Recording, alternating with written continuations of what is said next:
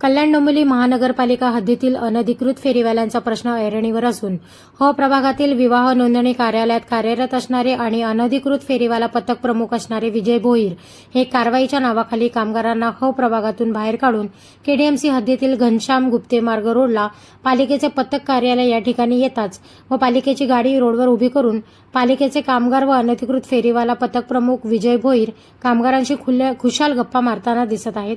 विजय भोईर यांच्यासमोर सदर ठिकाणी राजरोसपणे फेरीवाले महिला पुरुष जोरदार धंदा करताना दिसत आहेत, तरी या अनधिकृत फेरीवाल्यांवर कोणतीही कारवाई होताना दिसत नाही। अशा कामगारांमुळेच पालिकेची अर्थव्यवस्था बिघडली असल्याचे दिसते। याला जबाबदार पथक प्रमुख विजय भोईर प्रभाग क्षेत्र अधिकारी आहेत असे दिसते।